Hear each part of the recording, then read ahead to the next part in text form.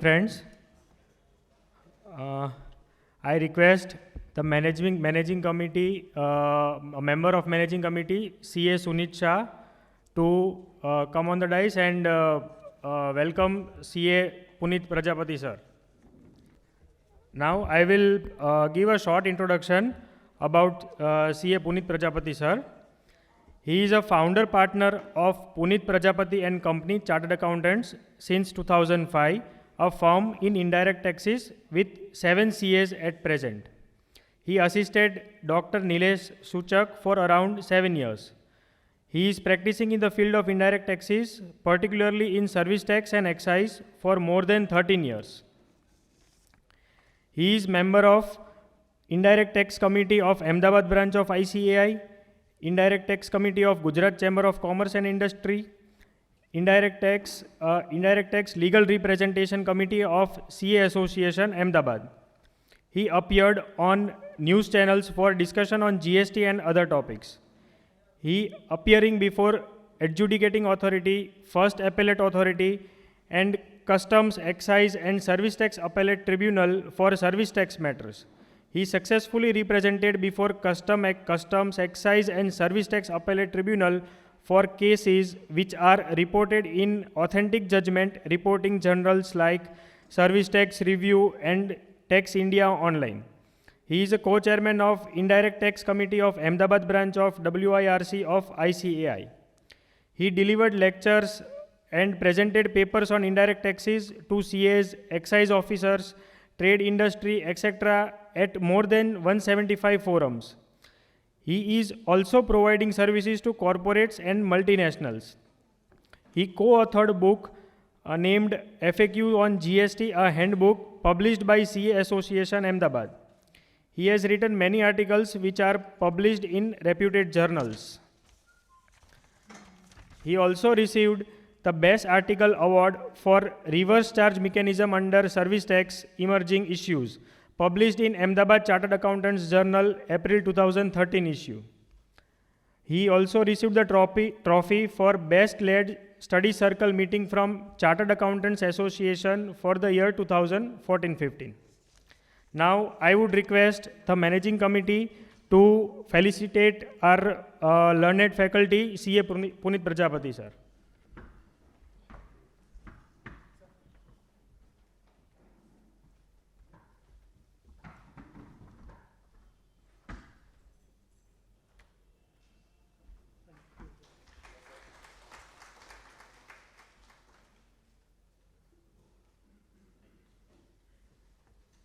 Now, I would hand over the dais to Punit sir. Good morning, everybody. Thank you, Ahmedabad branch, for providing me this opportunity to read the law, to understand what are the implications. I am also thankful to the person who invented the CPE. I am also thankful to you who remain present. And above all, I am most thankful to the person who contributed for this seminar and did not come. They all shall be issued a receipt with an ATG. And because of their contribution, we are able to get this beautiful lunch and breakfast for 2 consecutive days. Otherwise, for 1,500 rupees, it is not possible. So first of all, we should be all of us should be thankful to them.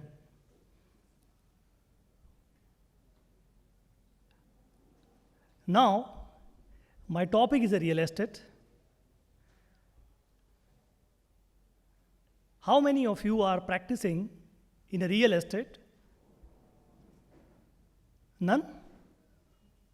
Okay, only CP is the concern.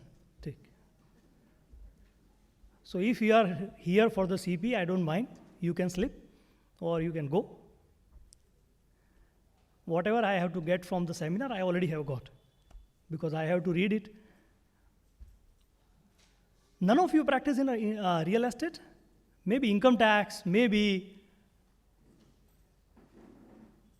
अच्छा, तो હું કઈ બીજું બોલ્યો કે ગુજરાતીમાં બોલો કે બીજી ભાષા? હા? ના ના, એક્સક્લુઝિવલી તો શું, એક્સક્લુઝિવલી જીએસટી કે અમે બી બીજા એરિયા, એક્સક્લુઝિવલી રિયલ એસ્ટેટ કે અમે બી બીજા એરિયામાં જીએસટીમાં પ્રેક્ટિસ કરીએ. કરેક્ટ. પણ રિયલ એસ્ટેટના ક્લાયન્ટ તો હશે ને આપણા બધાના? હા, ઓકે. તો જીએસટીનો રેટ કેટલો છે ફ્લેટમાં?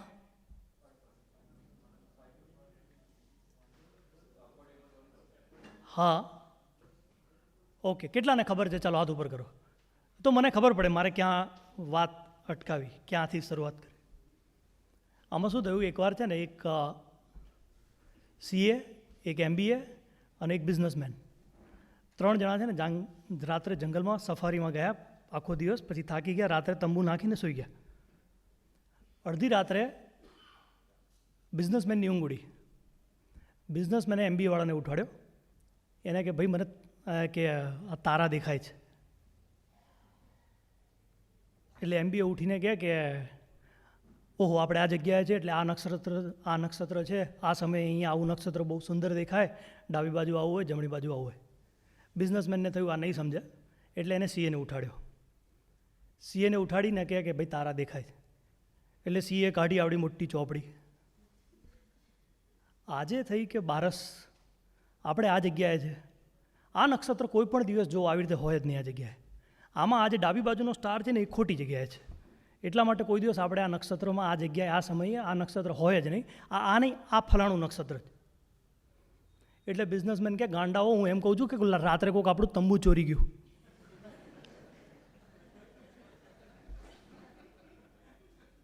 ઘણાને 1-2 દિવસ પછી સમજાશે. એટલે વેવલેન્થ મેચ ના થાય ને તો આવું થાય, એટલા માટે પૂછું છું. મારે તમારી કસોટી નથી કરવી. હા, પછી હું કહું કે તંબુ ચોરાઈ ગયું અને તમે લોકો પછી સ્ટારની વાતો કરો.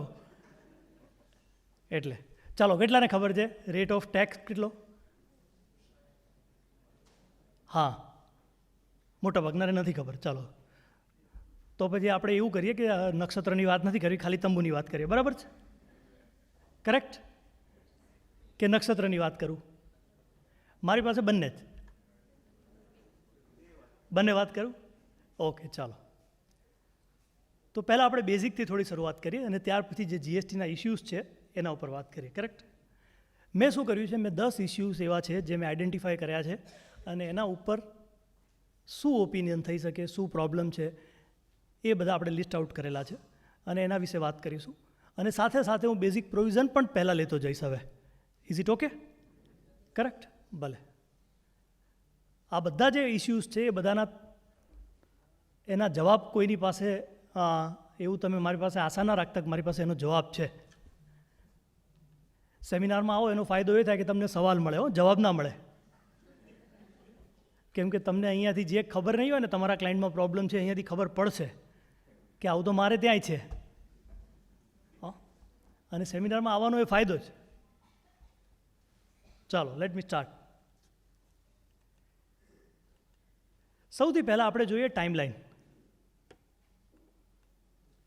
2017માં જીએસટી આવ્યો, રિયલ એસ્ટેટ ઉપર પણ જીએસટી. એ જ દિવસે રિયલ એસ્ટેટને પણ જીએસટીમાં લઈ લેવામાં આવ્યું.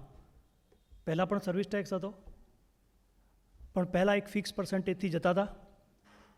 સર્વિસની ક્રેડિટ મળતી હતી, ગુડ્સની ક્રેડિટ નહોતી મળતી. રેટ 4, 4.5, 5% એવો હતો. પછી શું થયું? જુલાઈ 2017માં જીએસટી આવ્યો, રેટ કરી નાખ્યો 12% અને ઇનપુટ ટેક્સ ક્રેડિટ તમને મળશે. કરેક્ટ? એટલે શું થયું? બધા ઇક્વેશન ચેન્જ થયા. તમારા સ્ટીલ, સિમેન્ટ આ બધાનો ખર્ચો હોય એની બિલ્ડરને ક્રેડિટ મળવાની ચાલુ થઈ અને એની સામે 12% રેટ થઈ ગયો. પછી 2019માં શું થયું? સારું, ચાલો પહેલાં બીજી એક વાત કરી લઈએ. 2018માં 25 જાન્યુઆરી 2018 એક નોટિફિકેશન આવ્યું. એમાં લખ્યું હતું કે ડેવલપમેન્ટ રાઇટ જ્યારે બી કોઈ ટ્રાન્સફર કરો તો એના ઉપર ટેક્સ ક્યારે ભરવાનો, એનો ટાઈમ ઓફ સપ્લાય નક્કી કર્યો ખાલી. એટલે એના લીધે શું થયું? 25 જાન્યુઆરી 2018ના દિવસે 99% લોકોને ખબર પડી કે ડેવલપમેન્ટ રાઇટ ઉપર પણ જીએસટી લાગે. સરકારે ખાલી શું કીધું? સરકારે એવું કીધું કે ભાઈ આના ઉપર ટેક્સ તમારે કયા સમયે ભરવાનો, બાકી એની પહેલાં કોઈ પણ જગ્યાએ કોઈ પણ સેમિનાર હોય, કોઈ પણ ચર્ચા ચાલે તો બધા શું કે development right, no it is a land, એના ઉપર ક્યાં ટેક્સ હોય. પછી શું થયું 2019માં શું થયું, ઇલેક્શન આવ્યું. એટલે મોદી સાહેબે કીધું કે હવે તમારા બધાના ઘર છે એ 12% જે છે એનો આટલો બધો ટેક્સ લાગે છે તો હું ઘટાડીને સસ્તા કરી દઉં છું. કાલથી તમારો આના ઉપર જીએસટી કેટલો લાગશે, 1%. ક્યારથી, 2019થી. ખુશ થવાની જરૂર છે, બધાએ વોટ આપી દીધા, પણ કાયદો છે 4 સેમિનારમાં જાઓ પછી જ સમજાય. નીચે એક નાની લાઈન લખી હતી કે હવે તમને કોઈ પણ જાતની ઇનપુટ ટેક્સ ક્રેડિટ નહીં મળે. પહેલાં શું હતું, 100 રૂપિયા ટેક્સ, 100 રૂપિયા બેઝિક પ્રાઇસ પ્લસ 12 રૂપિયા ટેક્સ, 112 રૂપિયામાં તમને ઘર પડતું હતું. હવે શું થયું, બિલ્ડરને કીધું કે 100 રૂપિયા તો તારી એમથી બી કોસ્ટ છે, પણ તને જે સ્ટીલ, સિમેન્ટ આ બધાની એવરેજ કોસ્ટ 14 થી 16% વચ્ચે આવે છે, એ જે તને મળે છે એ અમે પાછી લઈ લઈએ છીએ.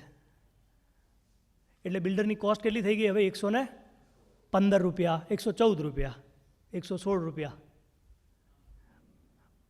એના ઉપર બીજા 5%, 1%. પહેલાં 112માં પડતું હતું, હવે 117-18માં પડે છે. હાજી. પણ એની સાથે એટલીસ્ટ બિલ્ડરને શું થઈ ગયું, બિલ્ડરને બહુ બધી ક્લેરિટી આવી ગઈ. કઈ ક્લેરિટી આવી ગઈ, તો કે હવે તમારે કોઈ જ ડાઉટ રહેવાના નથી, 1% અને 5% ભરવાના છે.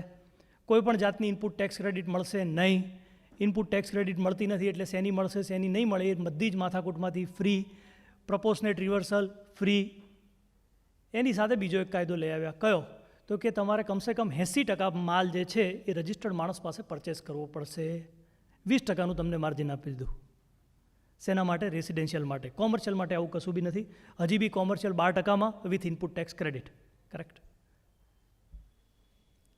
એ સિવાય ડેવલપમેન્ટ રાઇટ જે છે એના ઉપરનો ટેક્સ હવે શું કીધું, 1/4/19 પછી ડેવલપમેન્ટ રાઇટ ઉપર ટેક્સ કોણ ભરશે, હવે બિલ્ડર પોતે ભરશે. એટલે કે રિવર્સ ચાર્જ મિકેનિઝમમાં એક વધારાની એન્ટ્રી નાખી અને એવું કીધું કે ડેવલપમેન્ટ રાઇટ એટલે શું, મારી પાસે જમીન છે, સુમિતભાઈ બિલ્ડર છે, તો સુનિતભાઈને આપણે કન્સ્ટ્રક્શન કરવા માટે મારી જમીન આપું થોડા વાર, તો મેં એમને જમીન વેચી નથી હજી, એક ડેવલપમેન્ટ એગ્રીમેન્ટ થાય. એ ડેવલપમેન્ટ એગ્રીમેન્ટ થાય, 3.5% સ્ટેમ્પ ડ્યુટી ભરવાની.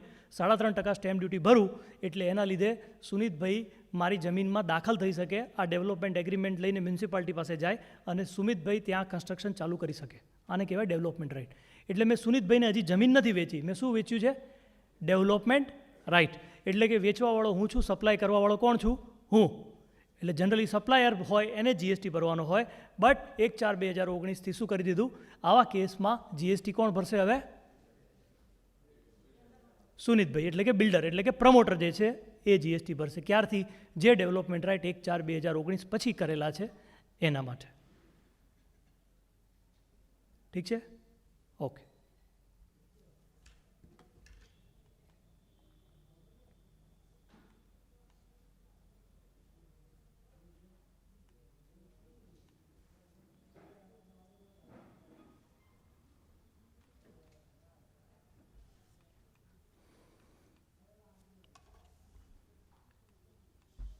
એ સિવાય બીજો એક ડાઉટ જે 2011થી ચાલુ હતો, 2010-11થી,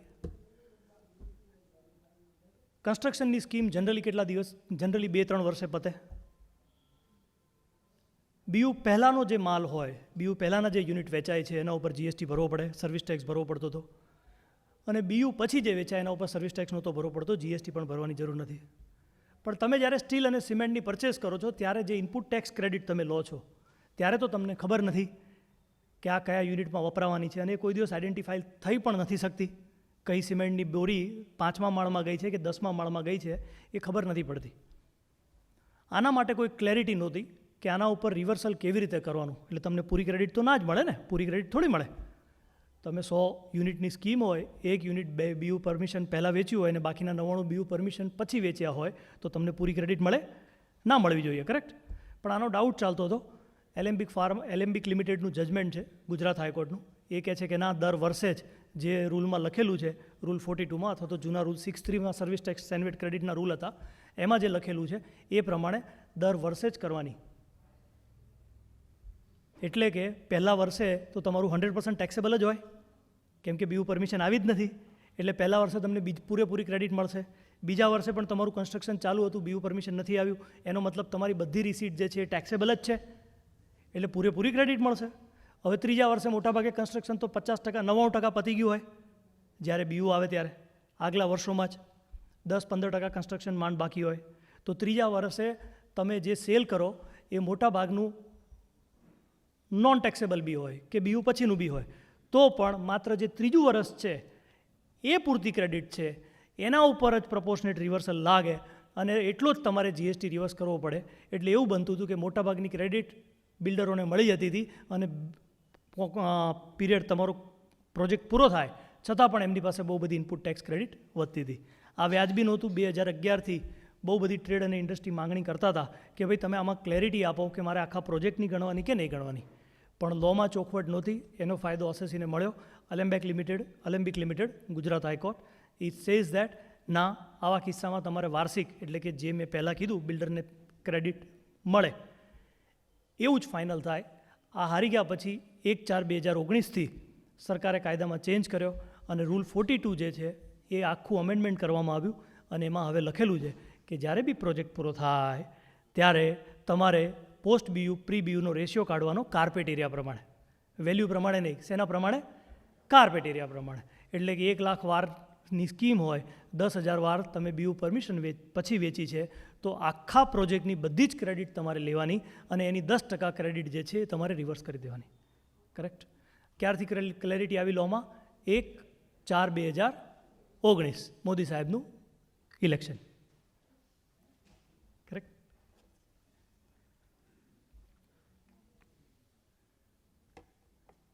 સિમ્પલ ઇશ્યુથી શરૂઆત કરીએ.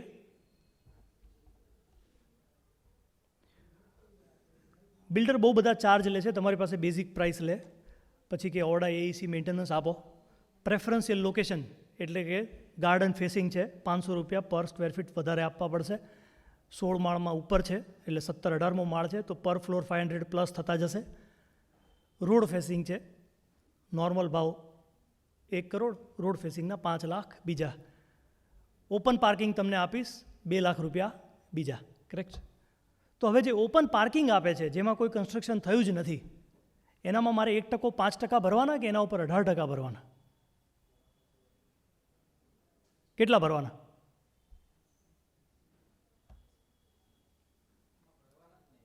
ભરવાના જ નહીં. અચ્છા, અમારા ફ્યુચરના ક્લાયન્ટ મનીષભાઈ તૈયાર કરવાના છે. હા, કેટલા થવા જોઈએ? 18% જોઈએ છે. બરાબર. આ બધા ગવર્મેન્ટ ઓફિસર થવાના. પાર્કિંગ એકલું વેચાય? પ્રેક્ટિકલી પાર્કિંગ તો વેચાય જ નહીં, ખાલી અલોટમેન્ટ ચાર્જીસ હોય.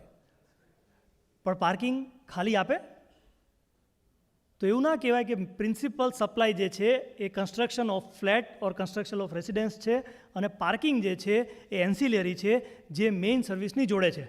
સો if it is a natural bundling means principal supply is subject to 1%, 5%, parking should also be taxed at a 1% or a 5%. 1/4/2019 સુધી આમાં પણ ડાઉટ હતો, બહુ બધી ડિમાન્ડો આવેલી છે લોકોને. ફોર્ચ્યુનેટલી હવે શું કરવામાં આવ્યું? નોટિફિકેશન 11/2017 જે નોર્મલ રેટનું નોટિફિકેશન છે એમાં ગ્રોસ અમાઉન્ટ ચાર્જની ડેફિનેશન આપી છે 1%, 5% માટે. એમાં હવે એવું ચોખ્ખા શબ્દમાં લખી દીધું,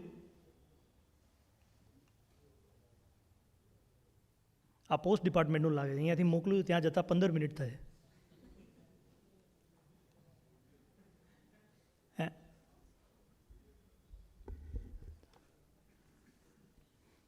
આ શું છે? આ નોટિફિકેશન એવું કહે છે કે 1% 5% માટે તમારે જે ગ્રોસ અમાઉન્ટ ચાર્જ લેવાની છે એમાં શું શું એડ હોવું જોઈએ? Preferential location charges, development charges highlight કરેલું છે અહીંયા નીચે, કોમન ફેસિલિટી ચાર્જીસ એટસેટ્રા. પાછળ શું લખ્યું? એટસેટ્રા. એટલે કે આ ઇન્ક્લુઝિવ છે. સૌથી પહેલાં તો હવે બહુ લોમાં ક્લેરિટી થઈ ગઈ કે preferential location charges, development charges, parking charges, common facility charges આ બધા જ ઉપર હવે 1% 5% જ લાગશે એવું લોમાં ક્લેરિટી થઈ ગઈ. પહેલાંમાં બી કોર્ટના જજમેન્ટ છે આવા આવી રહ્યા છે કે ભાઈ પહેલાં જે છે મેઇન સપ્લાય તો પ્રિન્સિપલ સપ્લાય તો કન્સ્ટ્રક્શન સર્વિસ છે and this should also be taxed at a 1% or 5% or 12% at that time. But now સરકારે પોતે જ રૂલમાં લખી દીધું કે આ બધા ચાર્જિસ છે એ બધા જ હવે it should be taxed at a 1% or a 5%. So now જે જૂની નોટિસો છે કોઈને અથવા તો હવે તમારી પાસે કોઈ ઓફિસર આવીને એમ કહે કે ના ના આમાં તો 18% લાગે, આ પ્રમાણે તમારે વ્યવહાર કરવો પડશે, તો દેન vote you should say, no sir, 1/4/2019 law is very clear, I don't have to pay.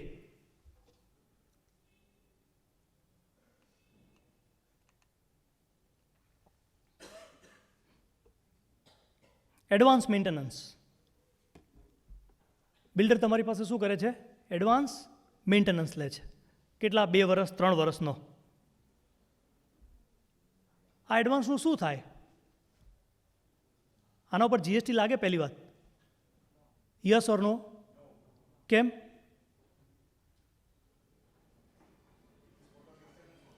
હા હા, તો મેન્ટેનન્સ સર્વિસ આપીને બિલ્ડરે. હા ના ના, ડિપોઝિટ નીચે છે, હું એડવાન્સ મેન્ટેનન્સની વાત કરું છું. પહેલી આઈટમ, બહુ આગળ ના જતા રહો, હજી તંબુ સુધી વાત કરીએ પછી આપણે આગળ. સૌથી પહેલી આઈટમ, મેન્ટેનન્સ ઉપર જીએસટી લાગે, હા કે ના?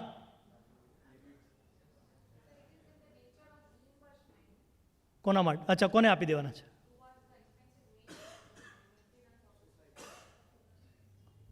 સોસાયટીને આપી દેવાના છે. કોણ કરશે આ, બિલ્ડર કે સોસાયટી? હે,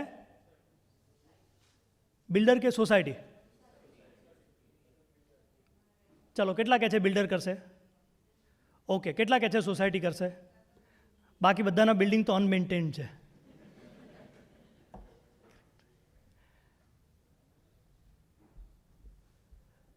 બિલ્ડર જે મેન્ટેનન્સ લઈ રહ્યો છે એ બધું જ મેન્ટેનન્સ શું કરે છે? એ સોસાયટીને ટ્રાન્સફર કરે છે. એ સોસાયટીમાં પોતાનો જ માણસ ચેરમેન તરીકે છે જ્યાં સુધી હેન્ડઓવર અકાઉન્ટ્સ નથી કરતો ત્યાં સુધી. કરેક્ટ?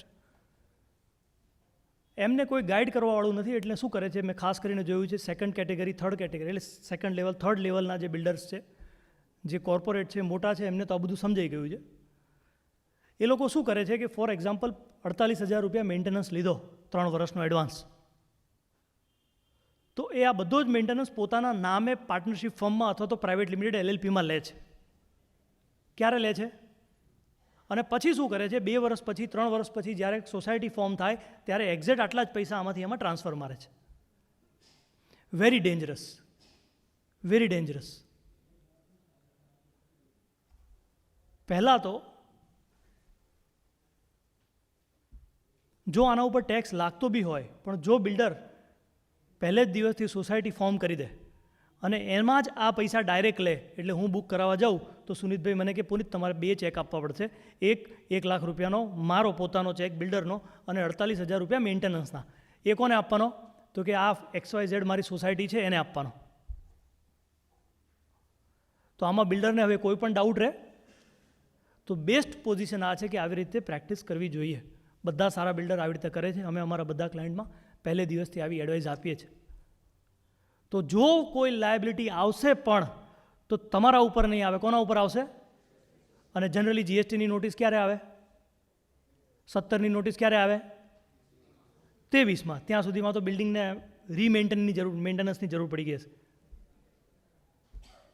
એટલે સૌથી પહેલાં, if possible, you should take this money in the name of the society itself. If it is not so, you should make it sure that exact amount is taken and transferred to the society. Loan લેવા માટે P&L એકાઉન્ટની જમણી બાજુ આને income તરીકે બતાવે છે. Dangerous. તમે લોકોએ જ કીધું, ડાયરેક્ટરે નીચે સાઇન કરી કે હા અમારી ઇન્કમ છે, ઓડિટરે સાઇન કરી હા અમારી ઇન્કમ છે, MCAને લખીને આપ્યું કે હા આ મારી ઇન્કમ છે, ઇન્કમ ટેક્સમાં લખીને આપ્યું હા મારી ઇન્કમ છે, અને GST વાળો આવે તો કે ના આ મારી ઇન્કમ નથી.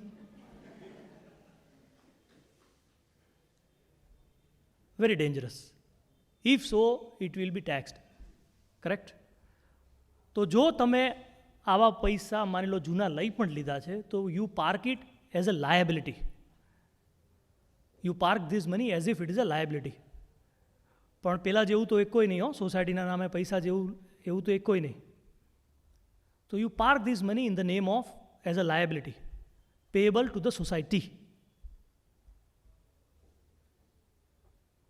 Now coming to the next phase. આ કોમર્શિયલ કન્સ્ટ્રક્શન હોય તો ડેફિનેટલી કોઈ એક્ઝેમ્પશન નથી. પરંતુ જો આ રેસિડેન્શિયલ યુનિટ હોય અને એનું કોઈ મેન્ટેનન્સ હોય તો દર મહિને 7,500 રૂપિયા પર મેમ્બર પર મંથ આટલું એક્ઝેમ્પ્ટ છે. એટલે 48,000 3 વર્ષના 7,500 રૂપિયા પર મંથ પર મેમ્બરથી નીચે આવ્યા. તો આના ઉપર કોઈએ ટેક્સ ભરવાનો નથી, પ્રોવાઇડેડ આ પૈસા સોસાયટીમાં હોય. આ એક્ઝેમ્પશન માત્ર નોન પ્રોફિટ અને સોસાયટીને એપ્લિકેબલ છે, બિલ્ડરને એપ્લિકેબલ નથી. એટલે જો આ પૈસા તમે તમારામાં લીધા હશે તો ઓફિસર એવું કહેશે કે ભાઈ આ એક્ઝેમ્પશન તમને એપ્લિકેબલ નથી, તમે ભરો. કરેક્ટ? કોમર્શિયલમાં આવું કોઈ એક્ઝેમ્પશન નથી. Now coming to the next point, maintenance deposit. Is it taxable?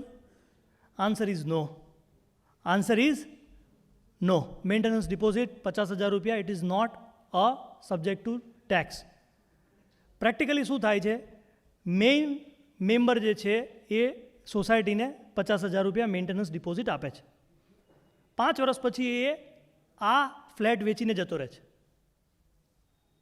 અને પછી સોસાયટી શું કરે છે, નવા મેમ્બરને ના નામે આ મેમ્બરશિપ ટ્રાન્સફર કરી દે છે અને પ્લસ પેલો થોડી ટ્રાન્સફર ફી પણ આપે છે.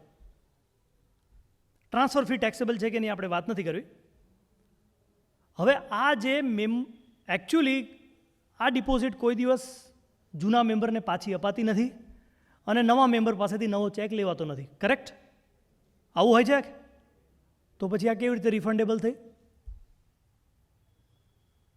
તો એવા કિસ્સામાં તમે જ્યારે ટ્રાન્સફર આપો છો ત્યારે ડોક્યુમેન્ટ એવા ઊભા રાખો કે ભાઈ મારે તને આ પૈસા જૂના મેમ્બર આઉટગોઈંગ મેમ્બરને પાછા આપવાના જ છે, પણ તમે બંનેનું અન્ડરસ્ટેન્ડિંગ એવું છે અને જૂનાએ પરમિશન આપી છે એટલે આ તને ચેક આપવાની જગ્યાએ આ ડિપોઝિટ પણ હવે હું નવા મેમ્બરના નામે ટ્રાન્સફર કરી દઉં છું direct. Correct? Legal charges. Builder બહુ બધા લીગલ ચાર્જીસ લે છે, એના ઉપર જીએસટી લાગે? હા, યસ, લાગશે. પ્યોર રિયમ્બર્સમેન્ટ હોય તો નહીં લાગે, પણ આવું પ્યોર રિયમ્બર્સમેન્ટ હોતું નથી. બિલ્ડર શું કરે છે, પોતાના એડવોકેટ પાસે જાય છે અને કહે છે કે ભાઈ મારા આ 50 યુનિટ છે, 50-50ના દસ્તાવેજ તારે જ કરવાના છે અને આના બધા પૈસા હું જ તને આપીશ. અને એનું ટોટલ એક્સપેન્ડિચર ભાગ્યા 50 એની આજુબાજુ જે પૈસા આવે છે એ એટલા પૈસા દરેક મેમ્બર પાસેથી લઈ લે છે. પણ આનો 1-to-1 હિસાબ કોઈ દિવસ નથી. તમને ખબર બી નથી હોતી કે આ એડવોકેટ કોણ છે જેને આ ડ્રાફ્ટ કરેલું છે. So there is no contractual obligation between the member and the advocate who is drafting this contract. તો યસ, જે લીગલ ચાર્જીસ, હા, તમે રૂપીસ ટુ રૂપીસ લીધા હશે, જેટલા પૈસા એડવોકેટને આપ્યા એટલા જ પૈસા તમે મેમ્બર પાસેથી એક્ઝેક્ટ લીધા છે. And if you are able to prove that, you can say that it is a pure reimbursement. પણ પ્રોવાઇડેડ તમારા સેલ ડીડમાં આનો ઉલ્લેખ હોય. જનરલી સેલ ડીડ અથવા તો ના હોય, કમસે કમ ઘણા બધા સેલ ડીડ હોય છે. એ કેવી રીતે બને છે, 45 લાખ રૂપિયા આખા ફ્લેટના ઇન્ક્લુડિંગ લીગલ ચાર્જીસ બિલ્ડરે ભોગવવાના છે, બધા ખર્ચા સાથે. કરેક્ટ? Including GST. તો રિયમ્બર્સમેન્ટનો બેનિફિટ નહીં મળે. કરેક્ટ? એટલે જ્યારે તમારું એગ્રીમેન્ટ ટુ સેલ થાય, જ્યારે તમારું સેલ ડીડ થાય, જ્યારે તમારો ડેવલપમેન્ટનો એગ્રીમેન્ટ એન્ટર થાય, ત્યારે બહુ ધ્યાન રાખીને કામ કરવું પડે. એક ક્લોઝ ધ્યાનથી મૂકવી પડે. એના લીધે તમારી જીએસટીની લાયબિલિટી છે એ બદલાવાની છે. Stamp duty. એ મેમ્બર્સ એને તમે બાદ કરી શકો કે નહીં કરી શકો? એના ઉપર જીએસટી લાગશે? યસ ઓર નો? કેમ? હા, પણ વેલ્યુએશન સેક્શન 15 એમાં એવું લખેલું છે કે સીજીએસટી, એસજીએસટી, સેસ અને આઈજીએસટી આ સિવાય કોઈ બી ટેક્સ હોય તો એના ઉપર જીએસટી લાગશે, એને વેલ્યુમાં એડ કરવાનો. બરાબર ને? હા, આવું લખેલું છે. So we have to see who is liable to pay the stamp duty. Who is liable to pay the stamp duty? Buyer or seller? ના, આવું આપણું જનરલ અન્ડરસ્ટેન્ડિંગ છે. આ કોઈ બી પે કરી શકે. It depends between the contract of a buyer and seller. If the contract says that entire duty or taxes is to be borne by the buyer, in that case, buyer has to pay. અને generally આપણે અમદાવાદમાં બધા contract આવા જ થાય છે. Correct? એટલા માટે આપણને આવું અન્ડરસ્ટેન્ડિંગ છે. બાકી એવું પણ થઈ શકે કે ના, આ બધો જ જે ટ્રાન્સફરનો એક્સપેન્ડિચર છે એ સેલરે ભોગવવાનો છે. Yes, that can be done. ઘણા કિસ્સામાં થાય બી છે. So if it is a primary liability of the buyer, જે જનરલી આપણા કિસ્સામાં હોય છે, એટલા માટે સ્ટેમ્પ ડ્યુટી ઉપર ટેક્સ ભરવાની ફરી જરૂર નથી. એને વેલ્યુમાં એડ કરવાની જરૂર નથી. એના ઉપર 1% 5% લગાવવાની જરૂર નથી. કરેક્ટ?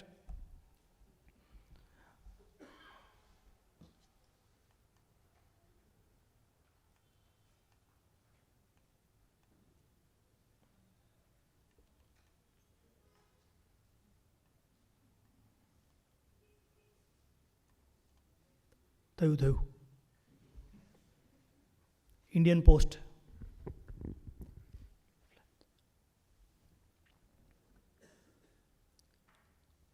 ફ્લેટ જ્યારે વેચું ત્યારે કેટલા ટકા ટેક્સ લાગે? 7.5%, 5% કે 1%? કેટલા લાગે? કેટલા? 5% અને 1%. ક્યારે 1% લાગે? અફોર્ડેબલ એટલે? હા, શું અફોર્ડેબલ એટલે?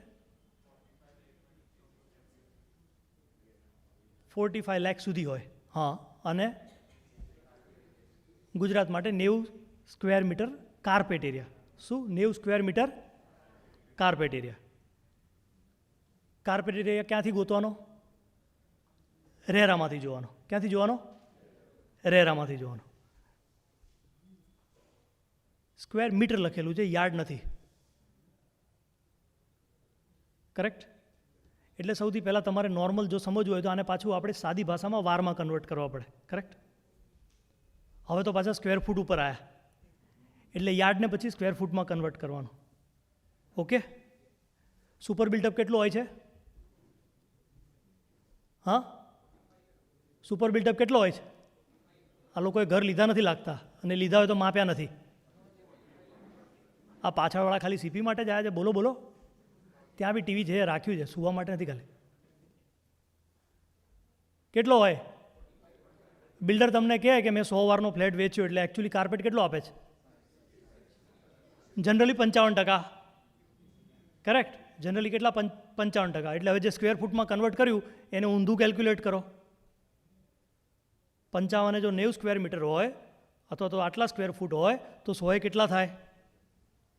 એટલે આ ગણિત બેસાડશો તો જનરલી જે ફ્લેટ 1600 કાર્પેટ એરિયાનો, અત્યારે 1600 સ્ક્વેર ફૂટ કાર્પેટ એરિયાનો માર્કેટમાં વેચાય છે, એટલે કે નોર્મલી 3 BHK, જે અફોર્ડેબલ 3 BHK જેને કહીએ છીએ અથવા તો નોર્મલ 3 BHK કહીએ છીએ, એ બધા કવર થઈ જાય 90 સ્ક્વેર મીટર સુધીમાં. કેમ? કેમ કે કાર્પેટ એરિયા જોવાનો છે. મીટરને યાર્ડમાં કન્વર્ટ કરશો, યાર્ડને સ્ક્વેર ફૂટમાં કરશો, અને એમાંય પાછું તમે સુપર બિલ્ટઅપ લગાવશો. કરેક્ટ? એટલે નોર્મલી આજની તારીખમાં 1500-1700ની વચ્ચે, 1600ની આજુબાજુ જે ફ્લેટ વેચાઈ રહ્યા છે, જો એનો દસ્તાવેજ 45 લાખ રૂપિયા સુધીનો થાય તો એવા કિસ્સામાં ટેક્સ કેટલો લાગશે? કેટલો લાગશે? 1%. અને બાકીનામાં કેટલો લાગશે? 5%. ક્લિયર? ઓકે. આ 1% ક્યાં લખ્યું છે? નોટિફિકેશન 11/2017માં. કરેક્ટ? ત્યાં આવું 1% નામનો કોઈ રેટ નથી. કોઈએ જોયું છે નોટિફિકેશન 11/2017?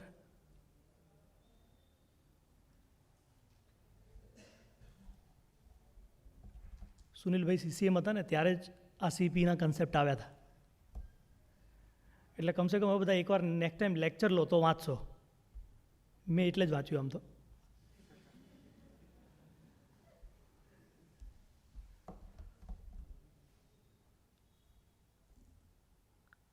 દરેક વખતે વાંચો ને એકનો એક. સર્વિસ ટેક્સની બુક કેટલી હતી ખબર છે? જોઈ હતી કોઈએ?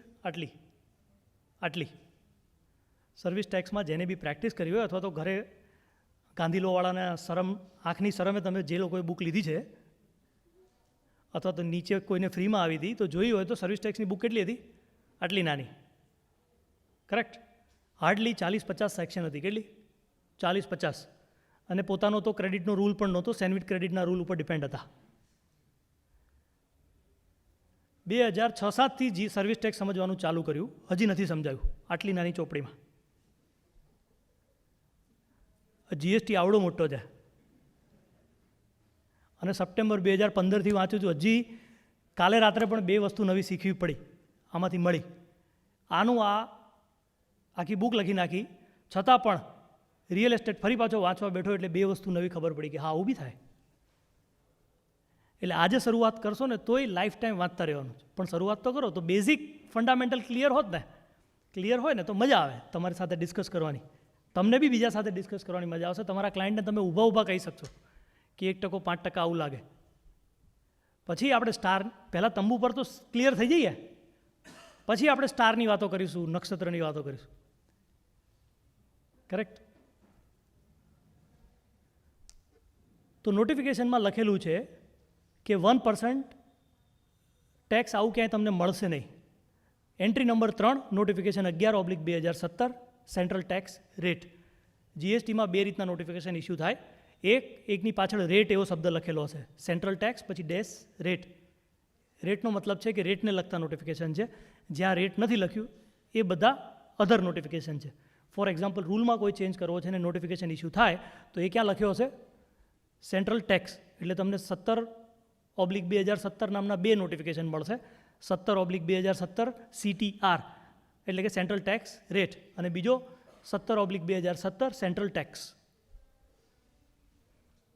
તો 11/2017 central tax rate, entry number 3. એમાં તમે જોશો તો તમને 1%ની કોઈ એન્ટ્રી નહીં મળે. કેમ નહીં મળે? ત્યાં છે 0.5%, 0.75%, આવો રેટ લખ્યો છે.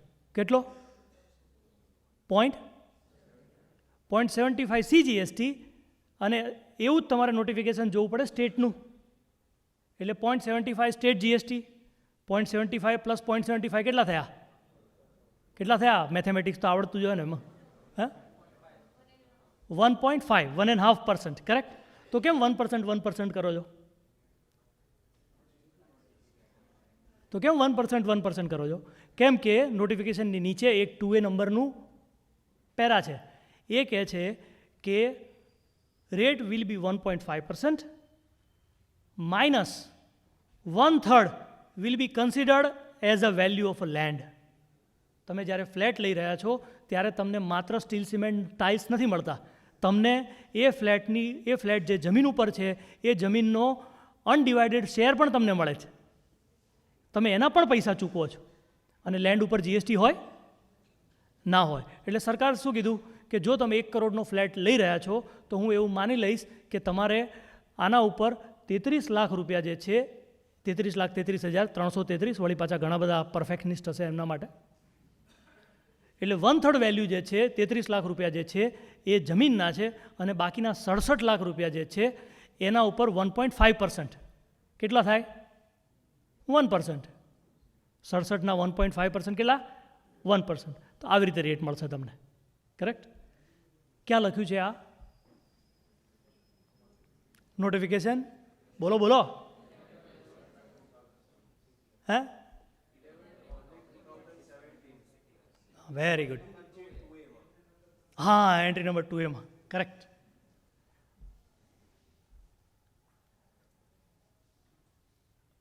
હવે એવું બને કે જૂના બીચ ઉપર બિલ્ડર જગ્યા લે છે, 100 કરોડ રૂપિયાની જમીન થાય, મિનિમમ થાય છે, અને એના ઉપર 10 ફ્લેટ બનાવે. 1 કરોડની કન્સ્ટ્રક્શન કોસ્ટ થાય. ફોર એક્ઝામ્પલ 99 કરોડની જમીન છે અને 1 કરોડની કન્સ્ટ્રક્શન કોસ્ટ છે. એક ફ્લેટ કેટલામાં વેચશે?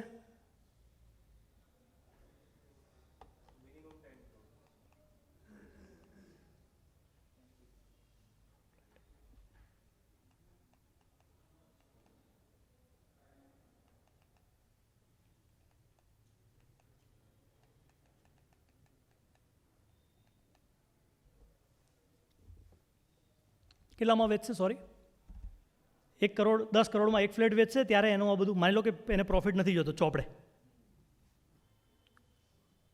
તો એક ફ્લેટ 10 કરોડનો થયો, 10 ફ્લેટ 100 કરોડના થયા. આ 10 કરોડનો એક ફ્લેટ ગયો, એમાં જમીનની વેલ્યુ કેટલી છે? 99%. એટલે માત્ર 1% છે એ કન્સ્ટ્રક્શનની વેલ્યુ છે. તમે કીધું કે જમીન ઉપર ટેક્સ ના લેવાય, જીએસટી.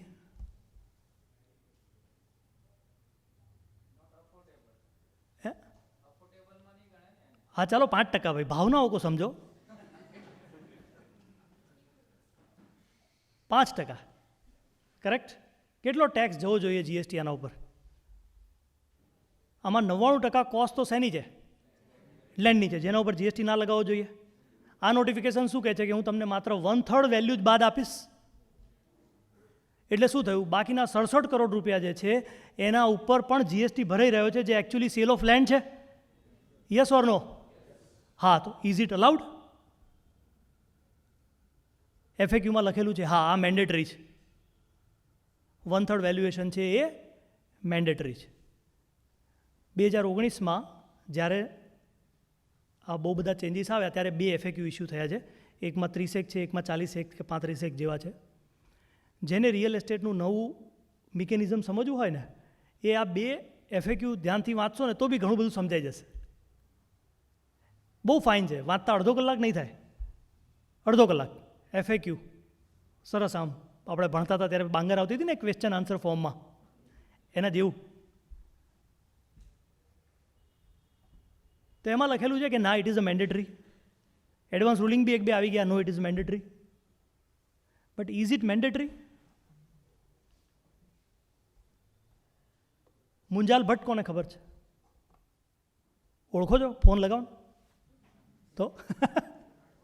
હા, હાઈકોર્ટનું જજમેન્ટ એની વાત છે. ઓકે ઓકે, સારું. હું બી એની જ વાત કરતો હતો. મુંજાલ ભટ્ટના જજમેન્ટમાં શું થયું, અથવા તો કોઈ પણ લોમાં જ્યારે આવું થાય ત્યારે શું થઈ રહ્યું છે? આ 67% ઉપર જે ટેક્સ નહોતો ભરવાનો એ સરકાર જીએસટી કલેક્ટ કરી રહી છે. Yes or no? હા. Is it permissible under constitution of India? No, it is not permissible under Constitution of India, because Constitution of India says that no taxes shall be collected without authority of the law. પાર્લામેન્ટને, નિર્મલા સીતારામનને, નરેન્દ્ર મોદી સાહેબને, આખી ગવર્મેન્ટને કોન્સ્ટિટ્યુશને એ સત્તા આપી છે કે જમીન ઉપર જીએસટી લે? No. So it is an ultra vires to the constitution of India. એટલા માટે જો આવું કોઈ પ્રોવિઝન કાયદામાં બી હોય, નોટિફિકેશન નહીં કાયદામાં બી હોય, તો પણ આવું નોટિફિકેશન જે એક્સ્ટ્રા ટેક્સ કલેક્ટ કરે છે, ધેટ ઇઝ અલ્ટ્રા વાયરસ. વેટમાં આવા બધા કેસ છે, સર્વિસ ટેક્સમાં આવા કેસ છે, સુરેશકુમાર બંસલ, પછી એક્સાઇઝમાં ઘણા બધા છે, કસ્ટમમાં છે, વિપ્રો ક્લાસિક જજમેન્ટ. વિપ્રો શું કર્યું? કસ્ટમ કેટલા લોકો ઇમ્પોર્ટ્સમાં ડીલ કરે છે? છેલ્લા 3-4 વર્ષમાં ભણ્યા કેટલા? સીએ પાસ કેટલા થયા 4 વર્ષમાં? ઓકે, કસ્ટમનું કેલ્ક્યુલેશન કરતા હતા, ખબર છે? ઇમ્પોર્ટ કરીએ ત્યારે ટેક્સ કેલ્ક્યુલેટ કરવા માટે લોડિંગ લગાવતા હતા 1%. કેટલું? 1%. વિપ્રોએ શું કર્યું? એક ડીવીડી ઇમ્પોર્ટ કરી, એમાં સોફ્ટવેર હતો 10 કરોડનો ફોર એક્ઝામ્પલ. તો પેલો કહે કે 10 કરોડના 1% કેટલા થાય? 10 લાખ. કરેક્ટ. એટલે ઓફિસર કે આના ઉપર 1% અનલોડિંગ ચાર્જિસ. શું કરવાનું? અનલોડિંગ. એટલે કે આ ડીવીડી શિપમાંથી નીચે ઉતારવાનો ખર્ચો 10 લાખ રૂપિયા છે, તમે આના ઉપર બેઝિક કસ્ટમ ડ્યુટી 10.5% ભરો. 10% પ્લસ સીવીડી 12.5% ભરો. એટલે ડીવીડી નીચે ઉતારવાનો ખર્ચો 10 લાખ થાય. So Wipro went to the court. Wipro said, even though it is categorically written in the law, customs law, if I am able to prove what is an actual value of unloading that goods, that shall be adopted for the purpose of levy of custom duty. Court says yes, because custom don't have a power to levy a tax on additional value. આ તો value જ નથી ભાઈ, આના ઉપર તમે મન ફાવે એમ કેવી રીતે વેલ્યુ ટેક્સ કરો? કરેક્ટ. સો આવા બધા જ એક્સાઇઝમાં જજમેન્ટ છે, સર્વિસ ટેક્સમાં છે, વેટમાં છે, બધે જજમેન્ટ છે આવા. So based on that line also, in GST also, in case of a Munjal Manish Bhatt, Gujarat High Court said that no, it cannot be done. It cannot be done means valuation cannot be forced on the assessee if he is able to prove the actual value. So if a builder is able to prove that કે ભાઈ આમાં 99 લાખ રૂપિયા કે 99 કરોડ અથવા તો 99% પૈસા જે છે that is pertaining to the land, in that case actual land value shall be deducted અને બાકીના જે છે એના ઉપર ટેક્સ લાગશે. પણ આ જજમેન્ટ શેના માટે છે? પ્લોટિંગ માટે છે. શેના માટે? પ્લોટિંગ માટે છે. But according to me same will also apply to the flats also. તો હા, according to me, somebody will challenge tomorrow and it is possible for you to challenge it in a court of law. પણ officer નહીં, you don't expect કે તમને ટ્રાબ્યુનલ આમાં તમને help કરશે. ના, because up to the tribunal it is a child of a GST act. So they cannot go beyond the GST law. Tribunal is also a child of a GST act. If formed, આજ સુધી કોઈ GSTની ટ્રાબ્યુનલ બની નથી. બનશે તો પણ એ કોઈ પણ એને એક્ટના પ્રોવિઝનને અલ્ટ્રાવાયરસ ના કરી શકે. એ કોણ કરી શકે? માત્ર હાઈકોર્ટ કરી શકે.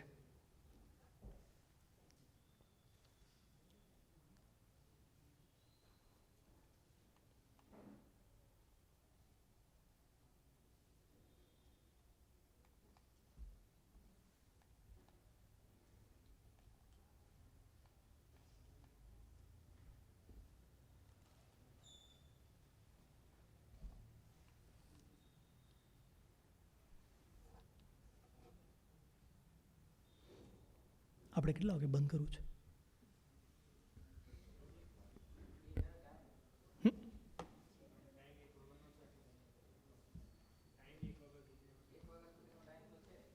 હા, ના ના, હું અત્યારે બંધ કરવાનું નથી કહેતો, હું પૂછું છું એટલે મને ખબર પડે.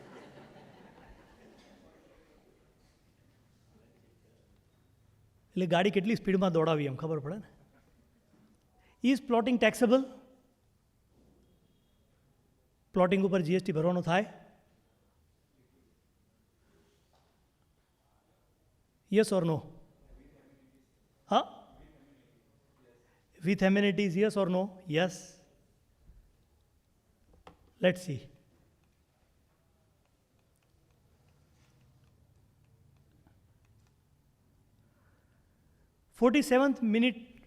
મીટિંગ હતી જીએસટી કાઉન્સિલની, ત્યાર પછી જે પ્રેસ રિલીઝ આવી એમાં ચોખ્ખું લખેલું છે sale of land after leveling, laying down drainage line etc.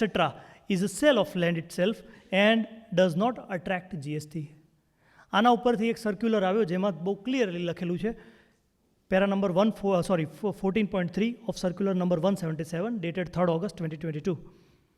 Land may be sold either as it is or after some development. Such a leveling, laying down of a drainage line, water line, electricity line, etc. It is clarified that sale of such a developed land is also sale of a land and is covered by the serial number so and so, and hence no GST is payable.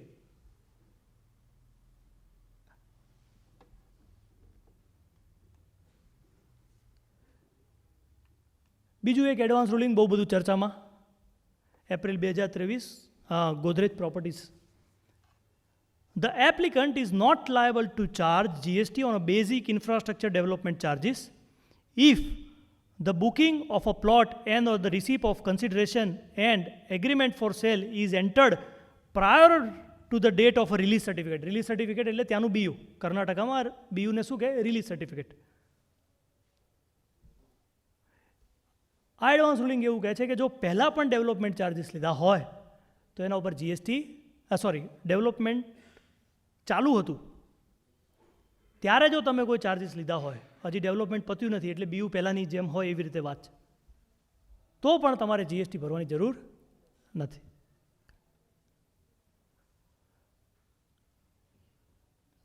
જીએસટીમાં બધા expert છે અને એક WhatsApp university કરીને સરસ મજાની university છે, ત્યાંથી બધાને સ્નાતકની ડિગ્રી મળે છે. અને એમાં એવું છે કે જે સૌથી પહેલાં ફ્લો કરે ને, પહેલાં માર્કેટમાં મૂકે એનો પહેલો નંબર આવે. એટલે આ બધું લોકો ઉતાવળમાં મૂકે છે. હમણાં જજમેન્ટ આવ્યું સુપ્રીમ કોર્ટ સનક્રાફ્ટ. ઓહો, સુપ્રીમ કોર્ટે કહી દીધું છે કે જ્યારે પણ ભલે બોગસ બિલિંગ હોય, સામેવાળાએ પૈસા ના ભર્યા હોય તો પણ પહેલાં ત્યાં જવાનું, મારી ક્રેડિટ રિવર્સ નહીં થાય. કેટલાના? બધાના વોટ્સઅપમાંથી આ નીકળશે કે નહીં? યસ ઓર નો? કેટલાએ વાંચ્યું? એમાં એવું લખેલું છે સુપ્રીમ કોર્ટે, કેમ કે રકમ નાની છે એટલે મારે આમાં મેરિટમાં જવું નથી.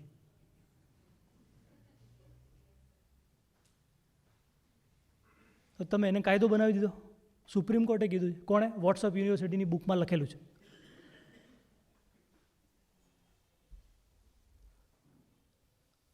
ઊંધું ચાલુ કરીએ. કર્ણાટકામાં લો એવો છે, અથવા તો આ સ્કીમમાં એવું હતું કે જે વચ્ચે રોડ રસ્તો જાય એ તમારે મ્યુનિસિપાલિટીને અથવા તો ત્યાંની લોકલ ઓથોરિટીને હેન્ડઓવર કરી દેવાનો છે.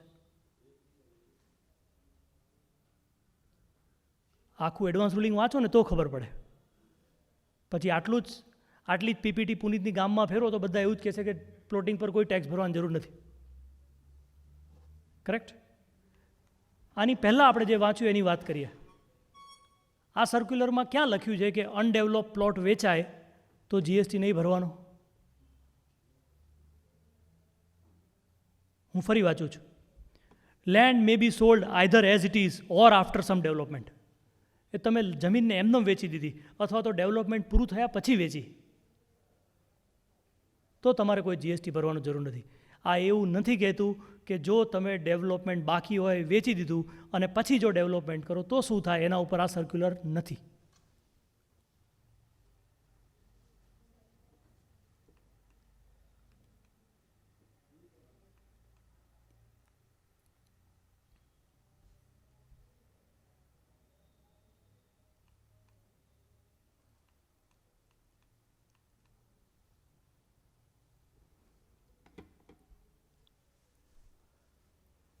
થોડી જરૂર છે એટલા માટે નક્ષત્રની વાત પણ કરી લઉં. કે રાયજા સુપ્રીમ કોર્ટ અને કે રાયજાની ઘણા બધામાં આવું લખેલું જ છે. ફોર એક્ઝામ્પલ, તમારી પાસે જમીન પડી છે, બંગલાની એક બંગલો બની શકે એમ છે, તમારે બંગલો બનાવવો છે અને તમે મને એમ કહો છો કે પુનિત તું મને કોન્ટ્રાક્ટર તરીકે મારો બંગલો બનાવી દે. તો આ સર્વિસ પ્રોવાઈડ થઈ કે નહીં? આના પર જીએસટી ભરવો પડે? Yes or no? ઓકે.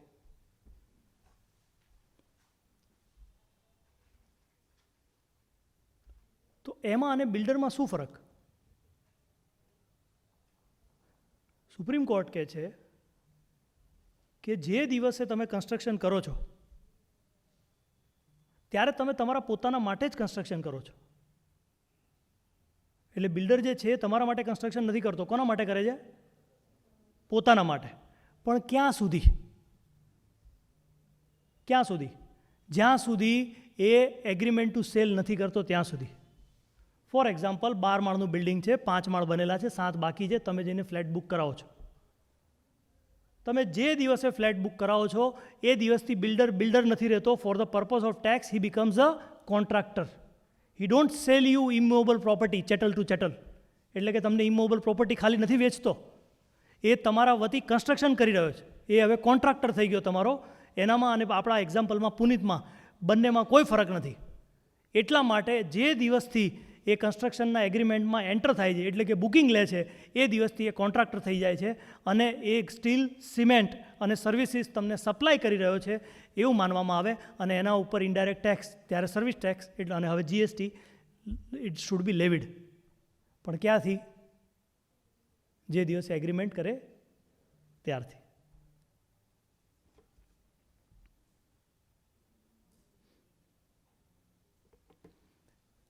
આવું જ એલએનટીમાં છે, બહુ બધા જજમેન્ટમાં છે સુપ્રીમ કોર્ટમાં વારંવાર. ગેનન ડંકરલીથી લઈને આજ સુધી, ગેનન ડંકરલી 1953થી આજ સુધી કોર્ટ કોન્સ્ટન્ટ આવું નક્કી કરતી રહી છે. છેલ્લે LNT 2014. પ્લોટિંગમાં શું થાય છે હવે?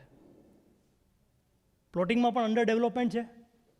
રોડ રસ્તા, પાણીની ગટર લાઇન બાકી છે હજી. ચાલો ગટર લાઇનમાં તો હવે ક્લેરિટી છે, પણ હું કહું રોડ રસ્તા બાકી છે. તમે આવો છો, મારી પાસે બુકિંગ કરાવો છો, તો હું શું કરું છું? સુપ્રીમ કોર્ટ કહે છે કે ભાઈ ધ મુમેન્ટ તમે એ પ્લોટ વેચવા માટે કોઈને એગ્રીમેન્ટ કરો છો, તમે એગ્રી થાઓ છો, બુકિંગ અમાઉન્ટ લો છો, અથવા તો એગ્રીમેન્ટ ટુ સેલ કરો છો, બાનાખત કરો છો, એ દિવસથી તમે એના કોન્ટ્રાક્ટર થઈ ગયા. તમે જમીન એને વેચી રહ્યા છો, એગ્રી.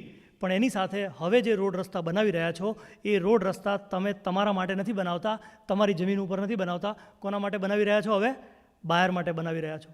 એટલે હવે જે ડામર એમાં વપરાય છે, જે કપચી એમાં વપરાય છે, જે સિમેન્ટ એમાં વપરાય છે, જે સ્ટીલ એમાં વપરાય છે બાઉન્ડ્રી વોલમાં, એ બધી જ માટે હવે તમે એના કોન્ટ્રાક્ટર છો અને એના ઉપર GST ભરવું પડે. આ જ વસ્તુ પ્લોટિંગમાં પણ લાગશે. કરેક્ટ? લોકો Munjal Bhatt university, WhatsApp university, plotting ઉપર ટેક્સ નથી. મુંજાલ ભટ્ટ, સુપ્રીમ કોર્ટે, હાઈકોર્ટે કીધું, ગુજરાત હાઈકોર્ટે. સાહેબ વાંચો આખું 150-200, એમાં 130-40 જેટલા પેરા છે, 120 જેટલા. એમાં પેરા નંબર 89માં શું લખેલું છે એ હું વાંચું છું. We are not dealing with the case where development is undertaken at the behest of another person.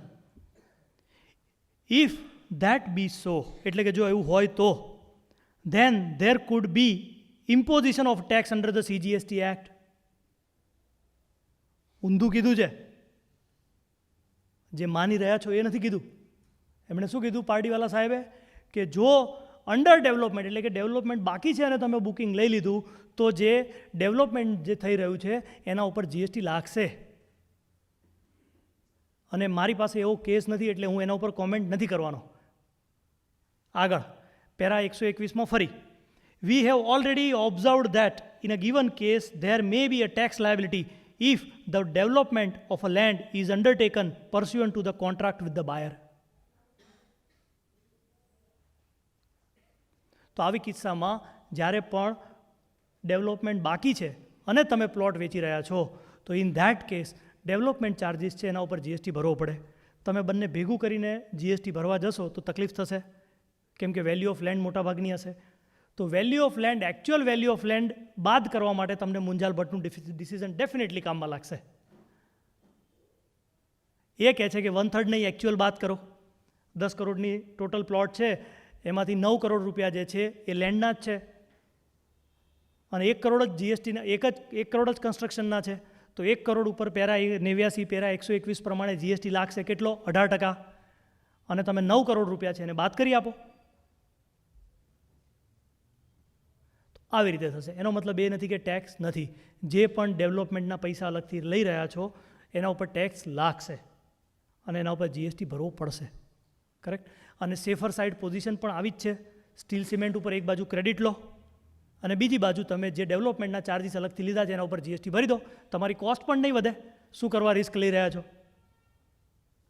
તો પ્લોટિંગ પર સે, જો પ્લોટ ડેવલપમેન્ટ પતી ગયા પછી તમે વેચશો તો કોઈ GST ભરવાની જરૂર નથી, ના લેન્ડ ઉપર ના ડેવલપમેન્ટ ચાર્જીસ ઉપર.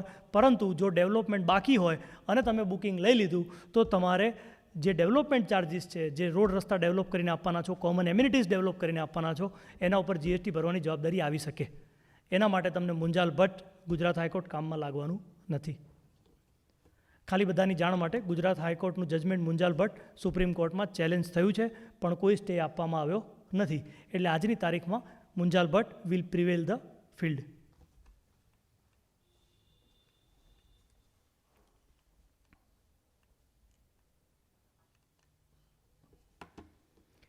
બીજી એક ઇન્ક્વાયરી હમણાં DGGI કરી રહ્યું છે. જનરલી બિલ્ડરના કેસમાં શું થાય? એક મેઇન એન્ટિટી હોય,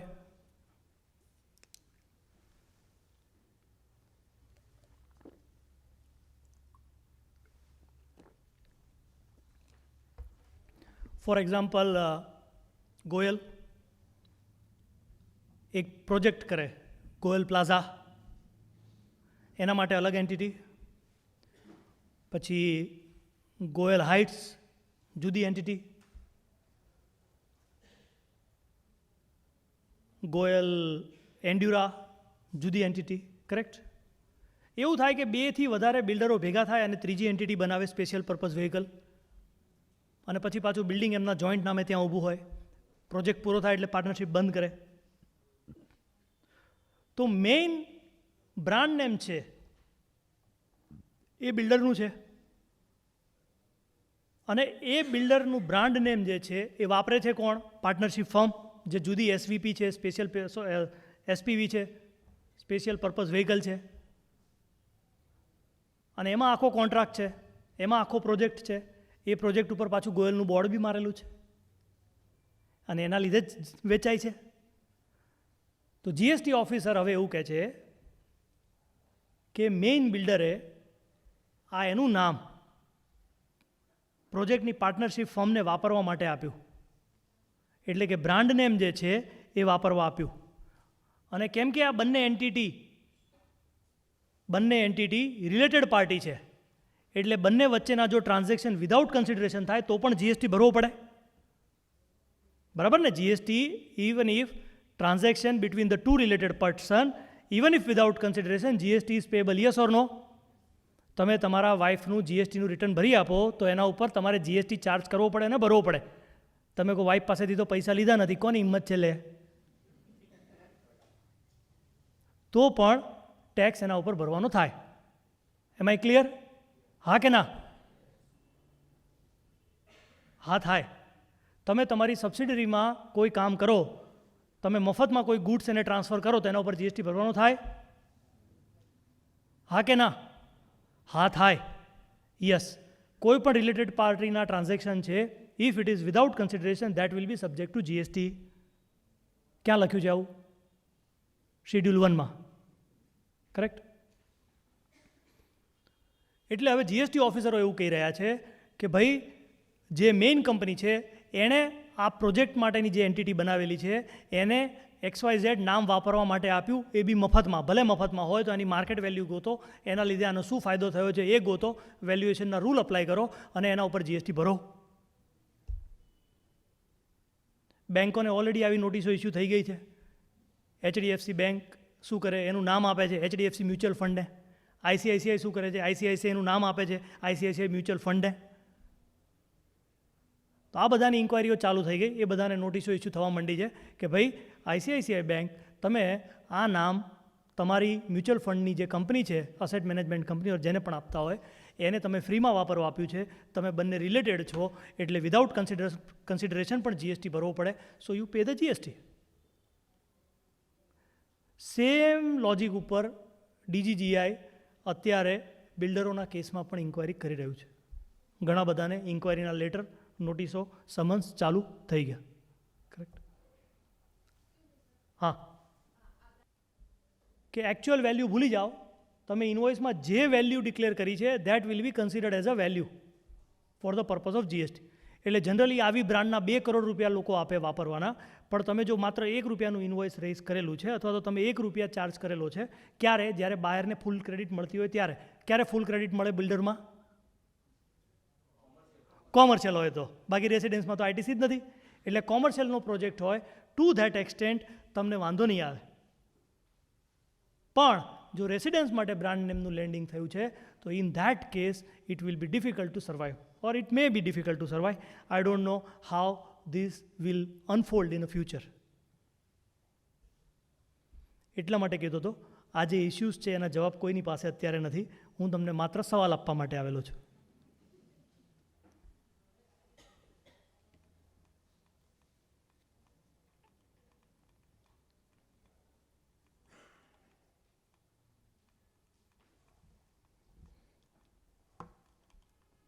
ભલે 1 વાગે પૂરું થવાનું હોય, 15 મિનિટ તો મને આના લીધે વધી જશે.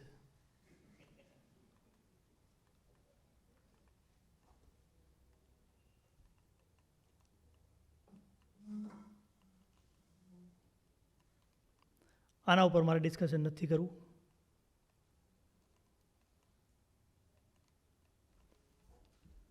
If the time permit, I will come back to it.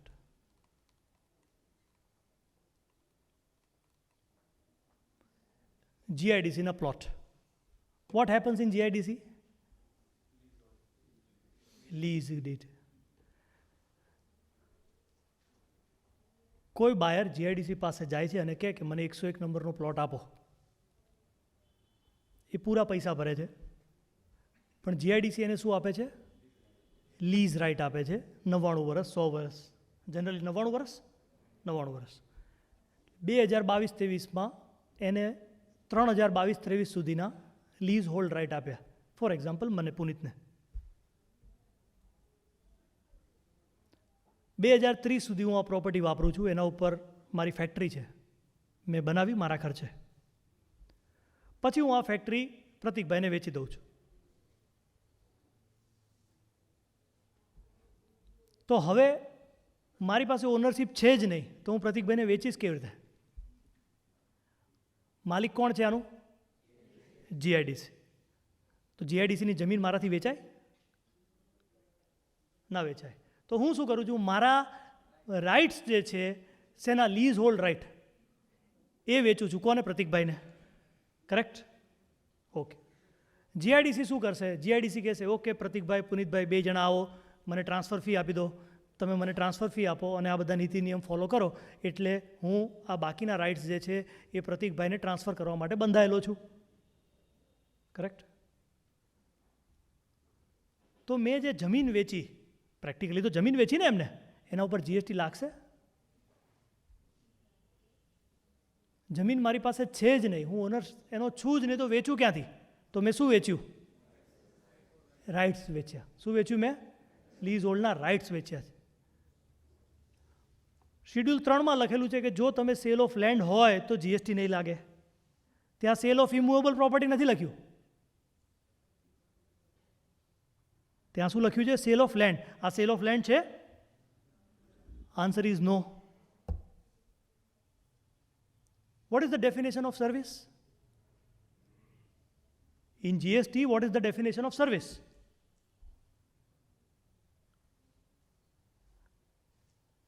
ઓહ, બધા આવી રીતે કેમ સામું જોવો છો?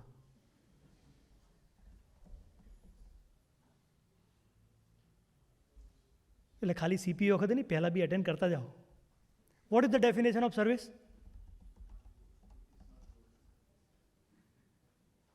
મોડાસાવાળા સાહેબ તમે તો બોલો. બોલો બોલો. હા મનીષભાઈ બોલો. What is the service? In GST, what is the service? Huh? Other than goods. Okay. What is your name, madam? Huh? Afsana. Afsana, are you goods? નહીં, હું તમને પૂછું છું સિમ્પલ સવાલ. Are you goods? હા? No? So see is a service. According to the definition given by Afsana is a service. Yes or no? કેમ નહીં? કેટલા ના પડે? હાથ ઉપર કરો. કેમ નહીં? Yes, for the purpose of GST, C is a service. Please understand that GST is not on goods and services only. GST is on every economic transaction. જે સર્વિસીસ અથવા તો જે એક્ટિવિટીને તમે નોર્મલ પેરેલન્સમાં ગુડ્સ અને સર્વિસ નથી કહેતા, એના ઉપર પણ જીએસટી લાગે. કેમ? કેમ કે સર્વિસની ડેફિનેશનમાં આ બધું કવર કરી લીધું છે. સર્વિસની ડેફિનેશન વેરી વાઇડ છે. તો જ્યારે લીઝ હોલ્ડ ટ્રાન્સફર થાય છે ત્યારે કોઈ હું એમને સર્વિસ નથી આપતો. નોર્મલ પેરાલેન્સમાં હું એમને કંઈ સર્વિસ આપું છું એવું ના કહેવાય. કહીએ આપણે કે મેં એમને સર્વિસ આપી, તો પણ આવા transaction, because of the definition of the services which is very wide, which says that anything other than goods, service means anything other than goods. If that is without consideration, it will be subject to GST. Sorry, if it is with consideration, it will be subject to GST. So scope of a GST is not limited to goods and services, but it is very wide and covering each and every economic transaction. So based on that, department or a government says that if there is a transfer of a leasehold right, it will be subject to GST and you have to pay it. Unfortunately, it seems correct right now.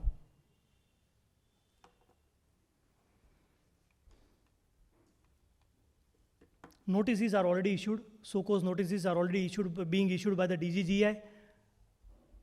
And state is also inquiring. For them, this is the simplest case. They have to go to the GIDC, write a letter, and ask for the detail of the transfers, all the transfers made from 1st July 2017 till date. એક letter લખવાનો છે. એ લેટરના લીધે બધી જ information એમની પાસે આવે છે. મેટર ઓલરેડી સ્પેશિયલાઇઝ બ્રાન્ચીસમાં, જેમ કે પ્રિવેન્ટિવ ડિપાર્ટમેન્ટ હોય કે DGGI હોય કે સ્ટેટમાં એન્ફોર્સમેન્ટ હોય, આ બધાને ઇન્ફોર્મેશન ઓલરેડી એમની પાસે આવી ગઈ છે. They are inquiring, they are also under dilemma. જેમ તમને લોકો પણ એક્સેપ્ટ નથી કરતા, માનસિક રીતે એક્સેપ્ટ કરવા તૈયાર નથી કે લીઝ ઓલ રાઇટના transfer can also be subject to GST. Officers themselves are also in a dilemma કે ભાઈ આનું શું થશે.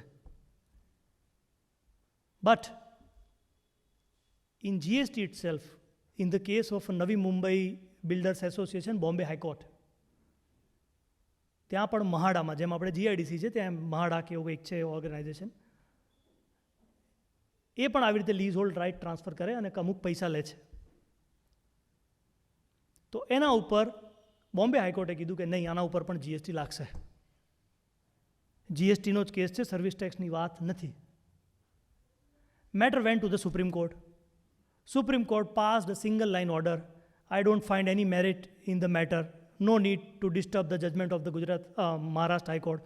So now today, Bombay High Court judgment of Navi Mumbai Builder Association is a final, and according to me, you have to pay the tax GST on the leasehold transfer on GIDC plots. તમે જ્યારે નવો plot લો છો ત્યારે વાંધો નથી, કેમ કે એવા કિસ્સામાં એક એક્ઝેમ્પશન આપવામાં આવ્યું છે. કોને?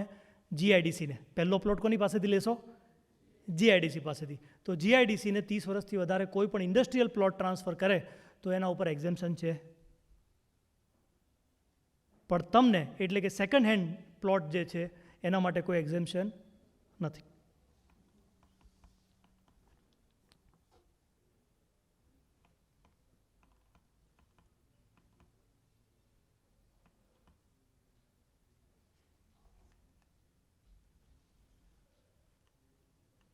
I will take only one question and then we will move toward the question and answer. Correct? છે કોઈ ડાઉટ? કોઈ ડાઉટ નથી. સરસ. મને 10 વર્ષમાં નહીં સમજાવ્યું, તમને હું 1 કલાકમાં સમજાવી દીધું મેં.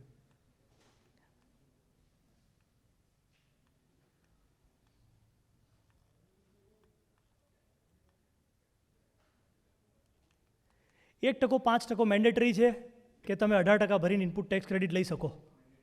હા, according to me it is a mandatory. There is no option. Service ટેક્સમાં એવું કહેતા હતા કે ભાઈ હું ઇનપુટ ટેક્સ ક્રેડિટ ના લઉં એટલે કન્ડિશનનું વાયોલેશન થઈ ગયું. કન્ડિશનનું વાયોલેશન થઈ ગયું એટલે હું ઓટોમેટિક 18%માં પડી ગયો, ત્યારે 15%માં. Correct? But that argument will not survive in GST. 1%, 5% is a compulsory. And I don't even see the chances in the future. Personally me. Correct? આપણે કન્સલ્ટન્ટ હોઈએ તો આપણી પાસે 2 રીતના કેસ આવે. એક મનીષભાઈ એકદમ ગુસ્સામાં આવે તમારી પાસે અને કહે કે પ્રતિજ્ઞાએ મને બહુ જ હેરાન કરેલો છે, હું એનું ખૂન કરી નાખીશ. તો આપણે શું કરવાનું? મનીષભાઈ શાંતિથી બેસો, પાણી પીઓ, આવું ના કરાય. તમે જેલમાં જશો આખી જિંદગી, સામાજિક બદનામી થશે, તમારા દીકરા દીકરીના લગ્ન નહીં થાય, પૈસે ટકે ખુંવાર થઈ જશો, ફેમિલી રોડ રસ્તા પર આવશે. આવું ના કરાય. કરેક્ટ? બીજો કેસ શું હોય? મનીષભાઈ આવે, મેં ગુસ્સામાં પ્રતિકભાઈનું ખૂન કરી નાખ્યું છે, તો શું કરવાનું? આનું આ કંઈ વાંધો નહીં, થોડો નાનો ફરક. આવો, બેસો, શાંતિથી પાણી પીઓ. નાવ આઈ વિલ ટેક કેર. એટલે આ બધા 10 ઇસ્યુ જે છે આજના, એ બધા શેના માટે છે? સેકન્ડ રીતના કેસ હોય તો. આનું બધું પ્લાનિંગમાં ના વાપરતા. બહુ પ્લાનિંગ આનું કરવા ના જતા. કે ખૂન કરી નાખો, વાંધો નહીં, હું જોઈ લઈશ. આવું ના કરાય. આ શેના માટે છે? બીજા રીતના કેસ. તમારે ઓલરેડી સોસાયટીમાં, બિલ્ડરમાં તમે મેન્ટેનન્સના પૈસા લઈ લીધા હોય તો. જો ના લીધા હોય તો જુદી સોસાયટી બનાવો. કરેક્ટ? લઈ લીધા હોય તો કોઈ વાંધો નહીં, બેસો, પાણી પીઓ, I will take care. Correct?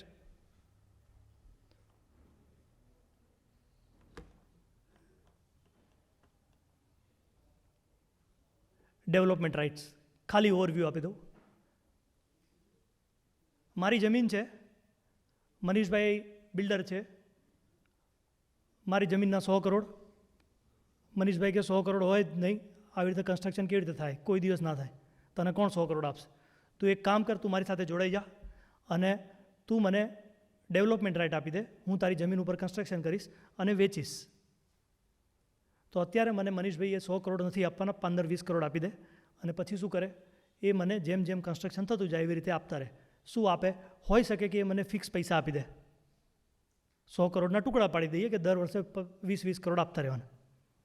Option B, એ મને એવું કહે કે કન્સ્ટ્રક્શન જે પણ થાય, જેટલામાં પણ વેચાય એના 30% તારા, અથવા તો એવું કહે કે જે બી કન્સ્ટ્રક્શન થાય એનો 30% એરિયા તારો. તો એવા કિસ્સામાં હું શું કરું છું? હું જમીન વેચું છું મનીષભાઈને કે પ્રતિકભાઈને? યસ ઓર નો? ના. હું શું કરું છું? ડેવલપમેન્ટ રાઇટ ટ્રાન્સફર કરું છું. તો માત્ર સેલ ઓફ લેન્ડ છે that is not subject to GST, પણ ડેવલપમેન્ટ રાઇટ છે that can be subject to GST, that may not be excluded from the levy of the GST.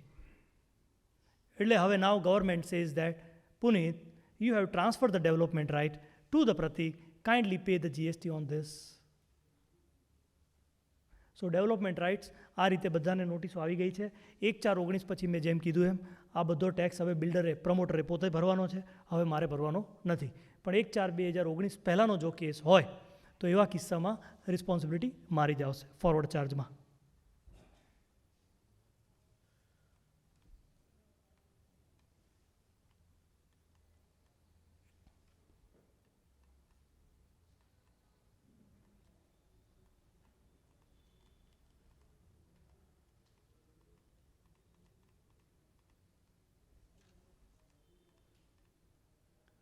ચાલો, I am open for a question and answers. If you have any doubt we shall take it.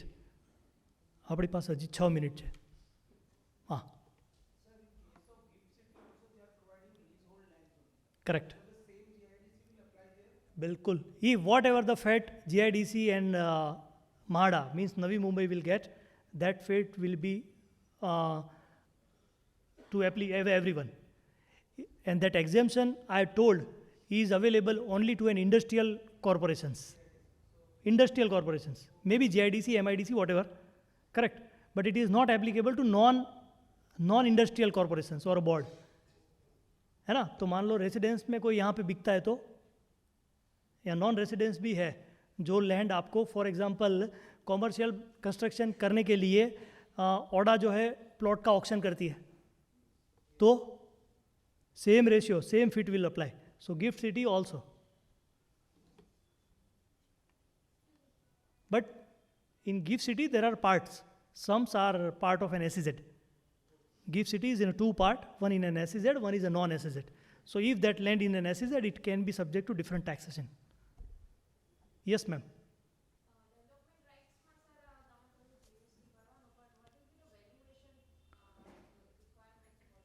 હા, correct. બહુ primary stage ઉપર કહું છું, simple વેમાં. મારી જમીન છે, મેં બિલ્ડરને આપી. બિલ્ડર મને એની સામે, એ ડેવલપમેન્ટ રાઇટની સામે 10 ફ્લેટ આપે છે. તો એ 10 ફ્લેટની market value is equal to value of a development right. Clear?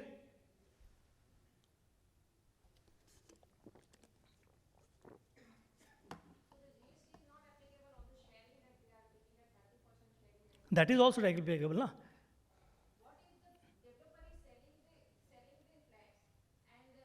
Consideration inflowing. What he says is, what builder says that, Puneet, you do one thing, I am giving you 3 options. First, we will decide the price, 100 crore, and irrespective of what is an outcome of a project, I will pay you 100 crore in a 5 installment. You grant me development right. Correct? So that is nothing but a sale of land which is covered by that. So no GST, according to me. Option 2, builder says that, Puneet, you take a 10 flat. So on that, value of a 10 flat is the value of a development right. Option 3, builder says that, Puneet, you take a 30 flats out of it. Sorry, 30% of the total revenue. So suppose entire scheme is sold at 150 CR, out of that 30 CR will come to me. So the value of development right will be 30 CR according to the notification.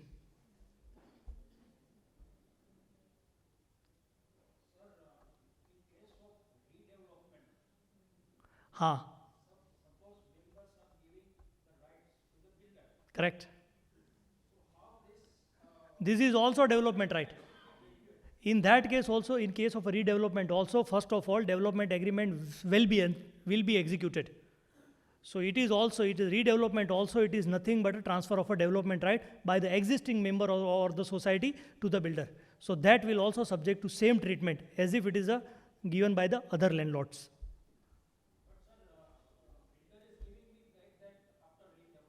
Who? Which? Correct. On that again GST will be payable. No, total. On development. Huh?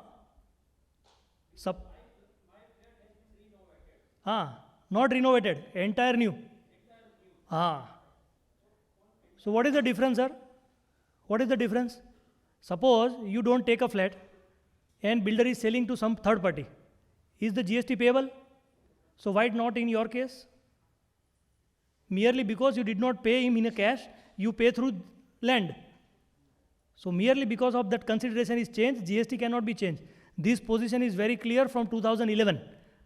A circular is issued in 2011 in a service tax, which is a landmark and which is clearly states that even if it is a redevelopment, GST or service tax is a payable on the unit given to the existing member. Yes, sir. Next.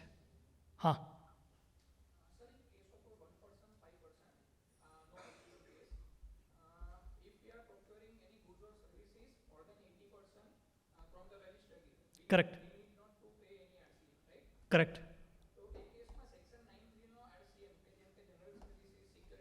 હા એ તો થશે જ. For example તમે એડવોકેટની કોઈ service લીધી અને તમારું 100% બાકીનું બધું 100% તમારું રજિસ્ટર્ડ પાસેથી છે તો પણ 93 વાળું જે છે દેટ વિલ એપ્લિકેબલ. આઈટીસી તો મળે જ નહીં ને. બિંગ અ બિલ્ડર 1%, 5% નો ITC. If it is a 12% ITC, but 12%માં 80-20 સવાલ નથી.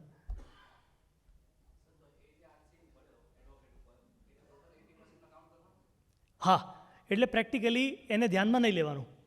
રૂલ એફએક્યુઝ આવેલા છે એ એવું કહે છે કે જે સર્વિસ ઓલરેડી આરસીએમમાં છે, જે ઓલરેડી રજિસ્ટર્ડમાં છે, એ બધાને કાઉન્ટ નહીં કરવાની. એટલે જે રજિસ્ટર્ડ પાસેથી લીધી છે એને 80%માં કાઉન્ટ કરી લેવાની. Annually, not project wise. FAQ clearly says that it should be complied with annually. લોમાં બી લખેલું છે annually. એટલે કે પહેલા વર્ષે તમારું 90% પરચેઝ રજિસ્ટર્ડ માણસ પાસેથી હતું, સેકન્ડ યર 70% છે તો સેકન્ડ યર ટેક્સ ભરવો પડશે આરસીએમમાં. સિમેન્ટમાં ₹1 બી લિમિટ નહીં, ₹1 બી માર્જિન નહીં. If your scheme is in 1% or 5% and you are purchasing a ₹1 cement from unregistered person, you are supposed to pay 28% GST on that monthly, not even annually.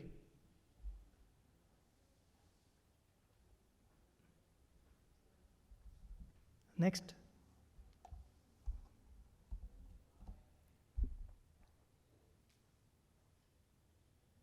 Thank you very much. On behalf of Council, I extend a really heartfelt vote of thanks to our speaker, CA Puneet Prajapati sir, who spared time from his busiest schedule to grace the occasion. Today, we had a wonderful opportunity to hear your thoughts on this topic. Thank you, sir, for such an insightful session. Thank you.